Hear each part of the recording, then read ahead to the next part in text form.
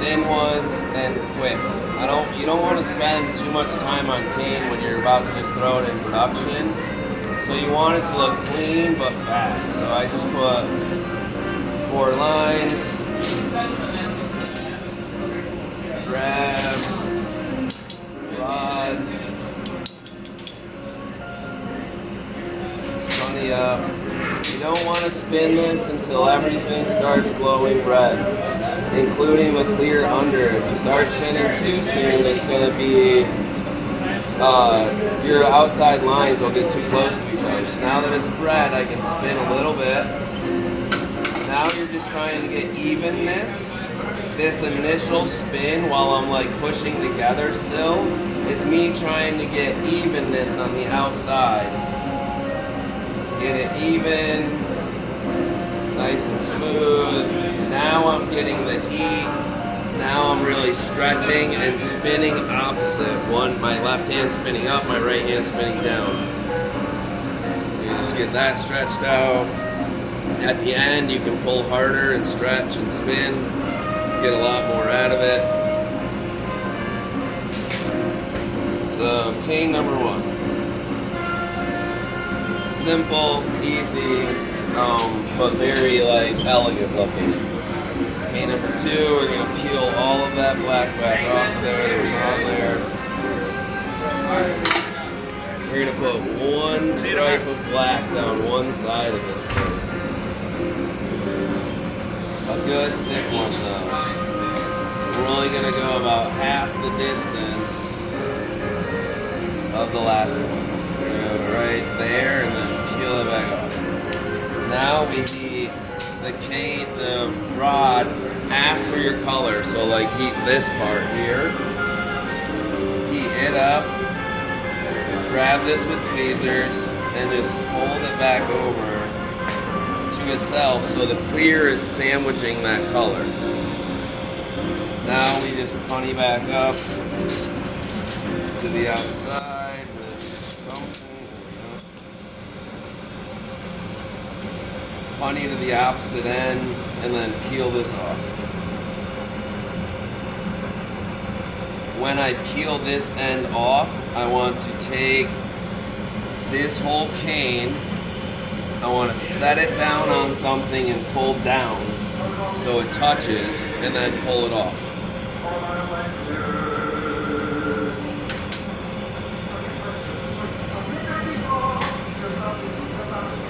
Now it's just the same thing as last time. We're just going to heat this.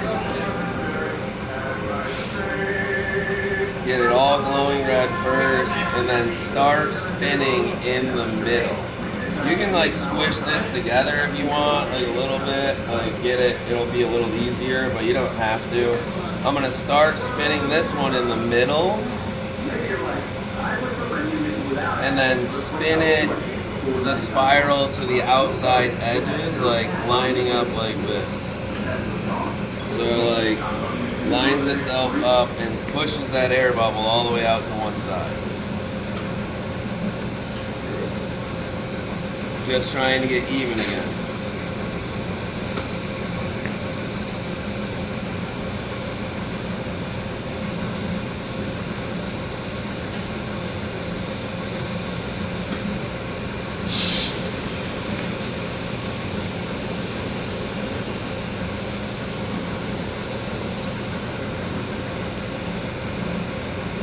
Okay, so it's evened out. It's nice.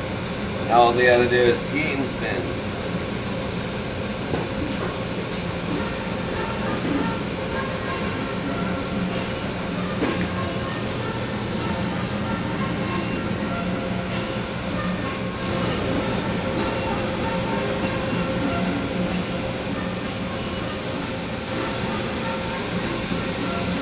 Usually want these to be anywhere from 3 to 4 millimeters thick. You don't want them to be too thin, but you definitely don't want them too thick either.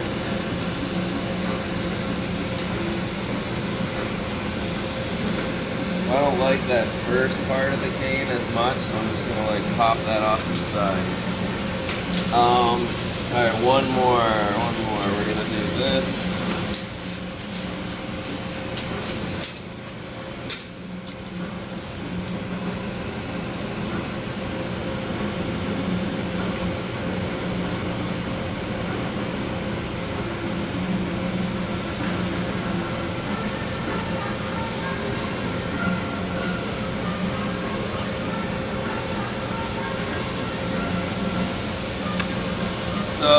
if I had another color that was like a little more solid than any of those that went with the black, I could do some like other fast cane tricks, but like most of those colors ain't very good for inside out work.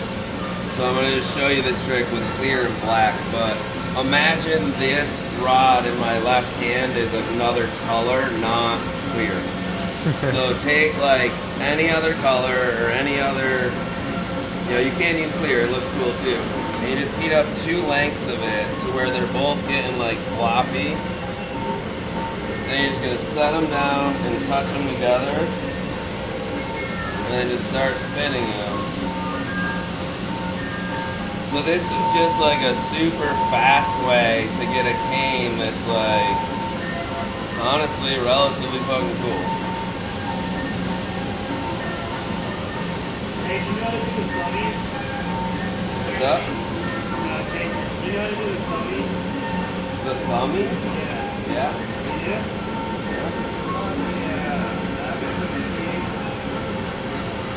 You mean like the thumbprints, like Talon and those guys do? Yeah. It's always solid. It's all solid rod, right? Yeah, you just make a solid spiral. And then it's the same way that Gong does his eyes on his fucking acid eaters too. Same trick. And you can see if that was 2 colors, they would have just been wrapping around each other, but it's so fast and so easy to make like that. Very style. dope. So there's 3 quick canes, and you can like build off of those, add different colors. Like the one I laid lines on the outside. You could also do like, say this is it. If you laid like a line of, let's do it real quick. This is solid hollow, so it's not smart to do. I'm gonna do say a line of black, and then another line of black right there, and then a line of like another color that was worth a shit right in the middle of them, and then spin that up. You end up with like a really cool, simple but really good looking fucking cane for inside out. Alright, so 3 fast things for inside out. Stringer, I'm gonna pull 2 stringers real quick here, and then we'll make it inside out. So pulling stringers, it's more gas effective to pull a stringer with a bigger flame than a little flame.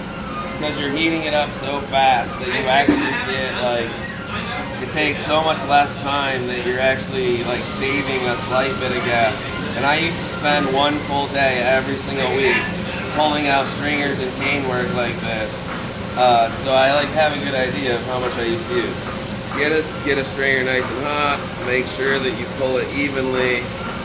You don't want them too thick, too thin, about 2 mil.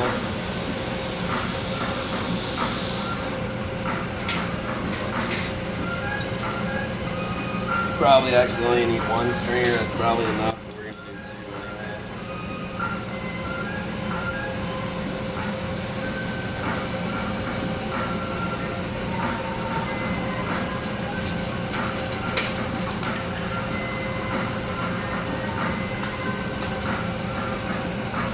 anyways. So I do the bouncing motion like this, like typewriter bouncing almost, because I'm like bouncing to where the hot and cold spots are, but keeping everything else warm. And I'm just trying to get this to all glow one even color when I do this, and then come out of the flame and wait a second and fucking pull it, blow. If someplace is getting too thin, and you should get a relatively even stringer every time. You don't want to I actually don't agree with people that try to pull stringers that are like all the way across your chest like this, unless you're doing fillas. Doing fillas, you're pulling a tiny stringer, but if you're trying to pull a stringer to use an inside out, then you need it on a handle anyway. So why pull it longer than your handle? You know what I mean? Then you can handle it. So, alright. Grab this again. Anything that is open, heat from the inside, not the out. Like cups, inside out work, fucking anything like that. Always start with your flame on the inside. Like you'll see when I'm doing the inside out work and I get all done with it before I go to melt it in and close it, I heat the whole inside up first. because that's the uneven spot. And in this, it's like a bath in there. You can see it just like rolling around inside there. So it's not like hitting one spot super hard, where this is only hitting one spot super hard, and your rotation is the only thing saving it, you know? Okay, so chain work for me is always first, then stringers, then fume work.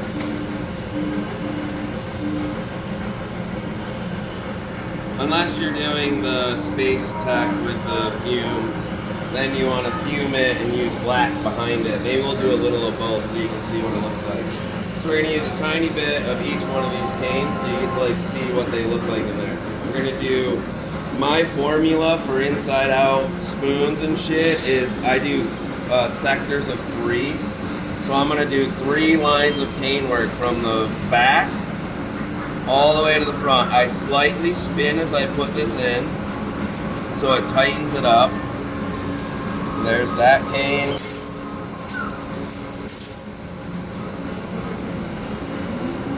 Like I said, I want to split this into quadrants of 3, so I'm going to kind of guess it's like right there.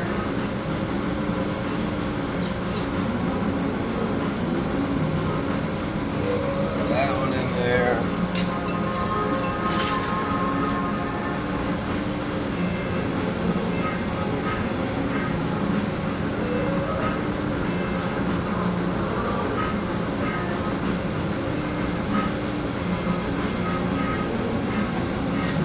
So you can like really see when they're glowing the 3 differences in those canes, you know? Yeah. So stringers. This is the end of your pipe. That's going to be the very front of your sherlock. Well, this is actually going to be the bowl piece of the sherlock right there. So I can put a pattern in there as long as you think about it right. It's really easy to put a pattern there. So we're going to make a flower, and a simple flower is just by doing this. You just take and make half circles right here. Go like this. Oop. And back them. And then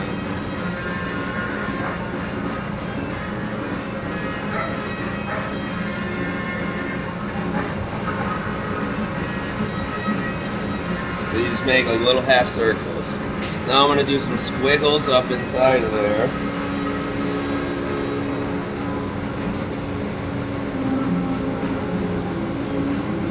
Little pattern, and that's going to be like in the handle sort of.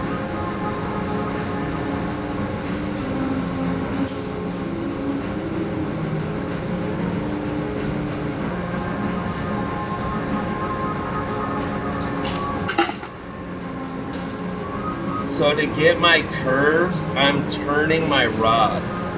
Like I'm turning like this. Like I'm going to do another set of curves right here. Pay attention to my hand as it's going in there, like how I'm spinning it. Because I'm not like forcing it, I'm spinning it and it makes it move direction. Just watch.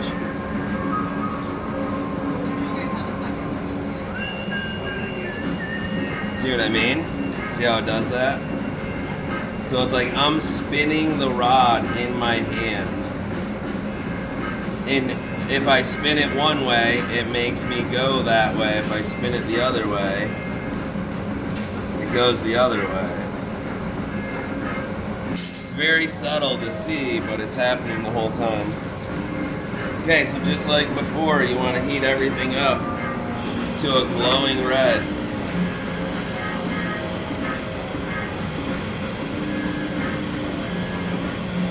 So you get the right sticking temperature of your silver and gold. Get it all glowing the same temperature is pretty important. It's easiest to tell under the bench. You see how you can see the glow really well. I'll let it cool off. I'm gonna go to a neutral flame. So any torch out there to get a neutral flame is 1 to 5 propane to oxygen. Propane is 1 pound, oxygen is 5. So if it's 5 pounds, it's fucking 25. If it's 20, it's 100, you know? So a neutral flame, as long as you turn all of these on equally, should be, as long as you have 1 to 5 propane ratio to oxygen, you should get a neutral flame relatively easy. Like That's a little carbonizing, how bushy it is. Yeah. That's too oxidizing, how bushy it is. That's neutral, how it's all the way up and out. And it's like that with any torch. It's not like a GTT thing or a Herbie thing. It's every torch is 1 to 5. That's just propane to oxygen combustion. So again, I started the fume, the blast without catching it of silver. You can see it doesn't look like much. As soon as I fucking blast this with carbon, I hit the inside, then the outside, bake it in.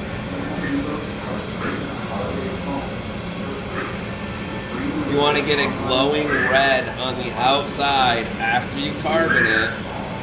Glowing red on the outside. Now that it's fumed silver, it'll glow red faster than it did as clear. So you get it slightly glowing red, then back inside with your flame again.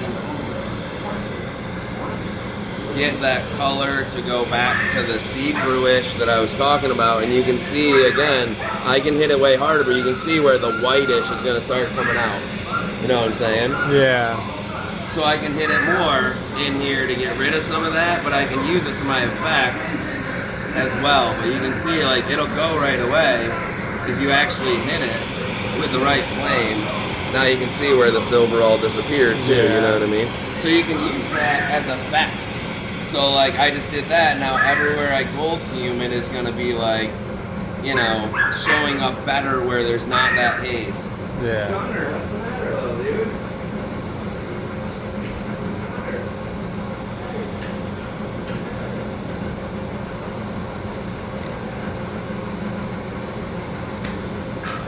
Letting it cool again before we do this, the gold.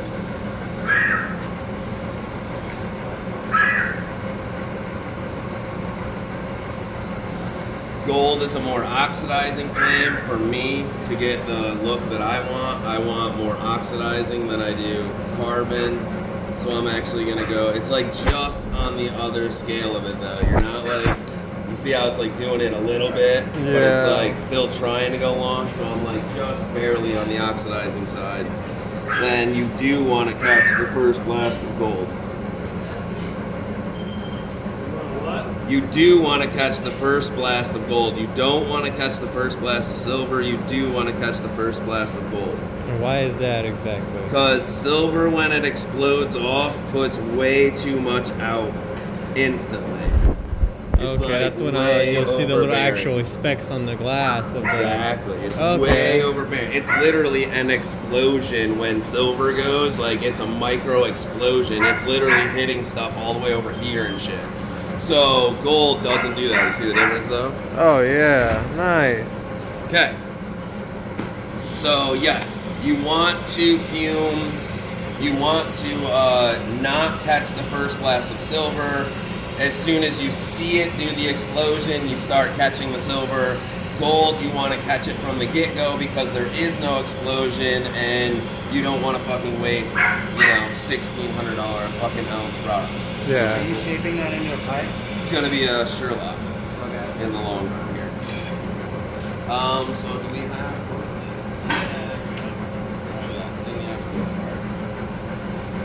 far. So dotting on the inside is clutch because I do not have a whole lot of color in there right now, right? Like comparatively, there's all clear with that, clear with that, clear with that, so there ain't much. And that's just a couple squiggles and the half line there. So what we're gonna do is we're gonna do another half line with black under that one to show you what black does with fuming. We're gonna just do another half circle under that.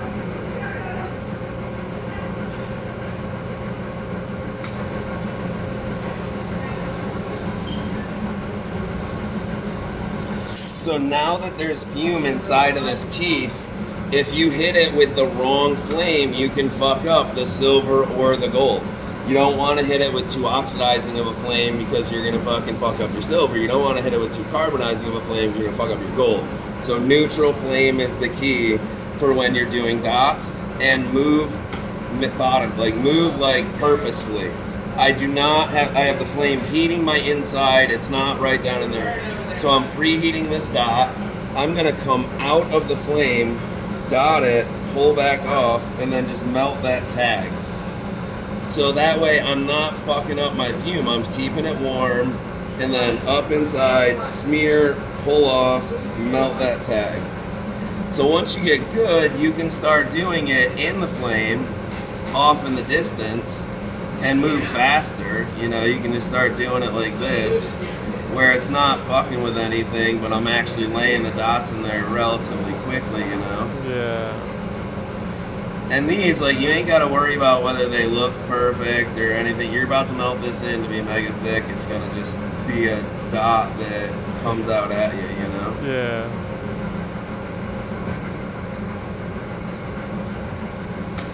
Alright, so now it's all dotted up. There's just little dots everywhere. You can put more, you can put less, but again, it's just, this is like my formula for a full enough pipe for everyone to be really happy with, but me to not have to spend 10 minutes putting work inside of it. My formula for making inside out is I have the 5-5-5 rule for spoons, which is 5 minutes worth of getting it ready, opening it up, doing the shit like that, like all the done, welding a honey onto it, all that stuff. 5 minutes for that. I have 5 minutes to put work in it, and I have 5 minutes to close it up and make it into a pipe. If I'm taking longer on any one of those, I know that I need to speed it up there. So sometimes I'll want to put more work in. I'll be like, yeah, this will look cool and that'll look cool, but I can't do that on the next one. I need to do a little less work. So sealing this shut, same thing I was showing you before. You want to get this rim hot enough that I can just take this and pull only those edges right out of my flame even to a point, peel it off, and to get a good termination on anything, this is extremely important. A good termination comes from a thin glass. Blow this up to a thin glass, heat this up, peel that out to a decent point, doesn't even have to be perfect, to a decent point, and now what happens? Everything gets thicker, right? So all of that pushes in on that point and tightens your point up the whole entire time that you're thickening it now. So you can see it looks good right this minute, but watch what it does as soon as I melt this head in, how that looks like just a perfect termination. Next step always is melt the fucking head of your bowl in 100%. Don't leave anything to have to be done later except for shaping. Because especially on a Sherlock, it's hard as fuck to melt something in from the inside out when you already aren't straight with it. So just spend this time melting this in fully, let it start drooping. You don't have to spin fast, you have to spin even. Let it start like where it'll droop right away, and then blow it up a little bit. You're not trying to do anything but keep your shape right there. Now you want to blow this up or melt this down again and make sure everything in this flame width is melted in when I'm done and stretched away from everything else. I don't want to have to fucking fight my punny while I'm melting the rest of this thing in. So I'm letting this melt in, and now I'm gonna let it droop away with a little bit of an angle. Just like my rod's at an angle, so it's pulling itself, thickening itself up, and now look at that termination. Nice. Nice. I blow it up a little bit, add a punny. Just like when I'm doing a spiral, the next thing I do is I go to my mouthpiece. I go to the other end of the tube. Go down here, and I'm just gonna melt this in. You wanna now melt your mouthpiece 100% in and have everything ready to go. Any other way that you make an inside-out spoon, or an inside-out production, anything, you're going to be slowing yourself down.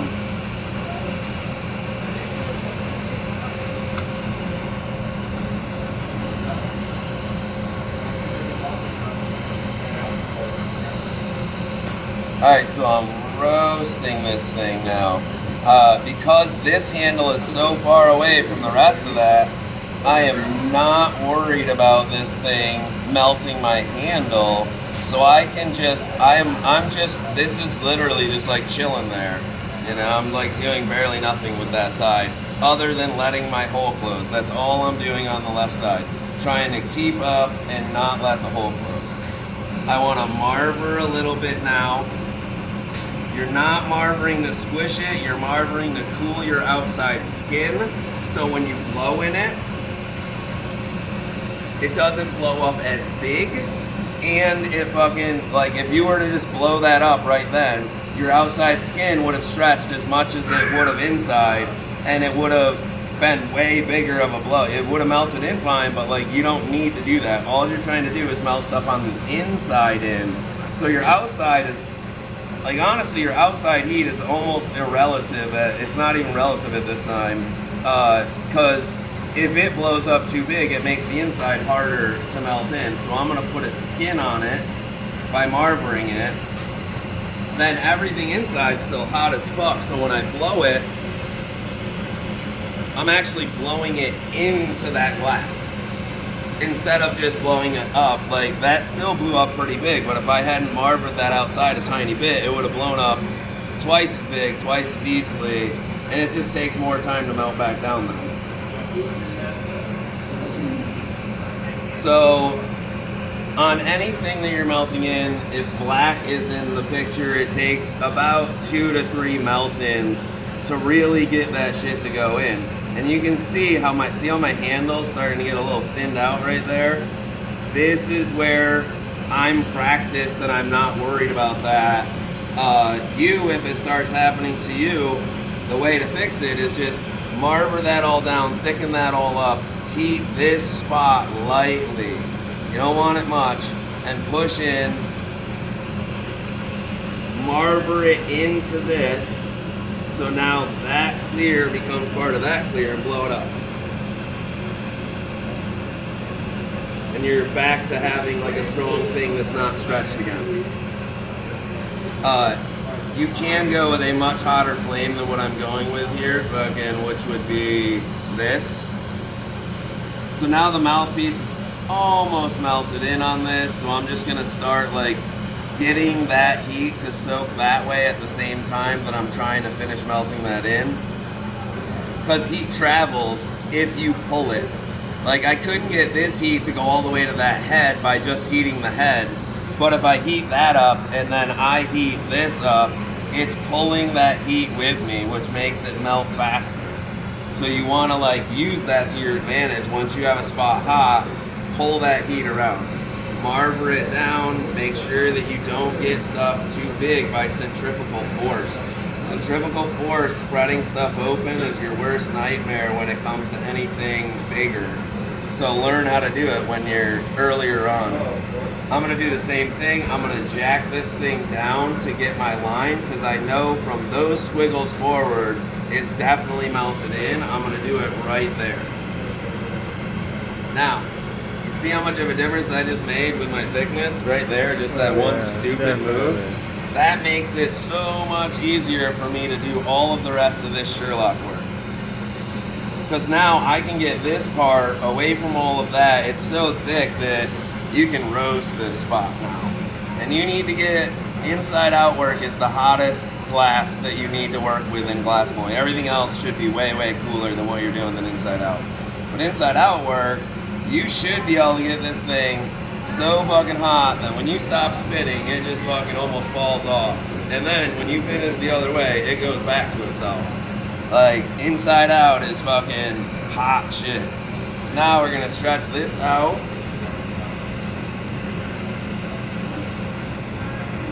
Not trying to go too crazy long with it because I'm trying to make a semi-small Sherlock. If I wanted, I could have snapped this thing and got it into a Sherlock right now, but I don't like those as much. So I wait till I get to here. So because I showed you guys the drooping thing, see how it goes a little that way? Obviously I want to try to use that to my advantage, so that's going to be the part that curls up, so I need all this to curl back. So just like before, just going to heat this up a little bit. I could have done it, but I was talking. I'm gonna bend that. You know, for a sherlock, you don't need as much of a bend as you might think. So that part in the middle didn't want to bend with me, so I'm just gonna reheat that a little. You don't need as much of a bend as you might think. It's like, that's plenty. Wait for that to cool a little bit. So you see how this is like not part of my curve, it like fucks up right there? I'm peeling it off right at the end of those dots though. So in my head, I'm just like paying attention to that. Like, all right, I know that as long as my curve goes far enough there, I'm good. So this is the long part of my next bend, is the back. So I need to heat all of this back up really fucking hot, including all the way up into that bowl piece, because if you try to go too far back, you're gonna have too short of a piece. So you wanna get all of this on the back really hot. Then roll to your front and heat up a little bit, roll it around a few times. Then you're gonna pull out and down with this. And then curve it up like that. You can like adjust, see how I'm adjusting that spot right there? You can like adjust that right now to get it to look right. Blow it up a little bit, let it cool. Now we gotta blow up the bowl piece.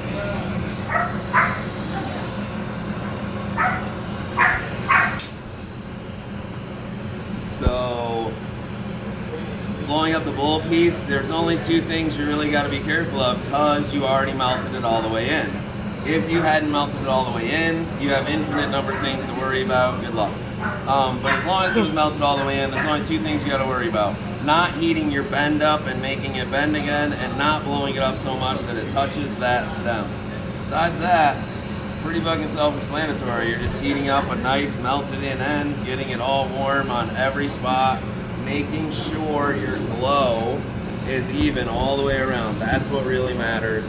Then, like I said, you gotta be careful of like, if I were just keep going like this, see how it's going towards my thing, you gotta stop, go this way. And then, only thing I'm paying attention to is I don't want that to fall in, that's it. Got it glowing up, pop a hole.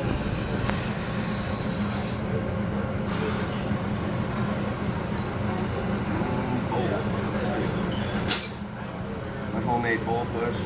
Nice.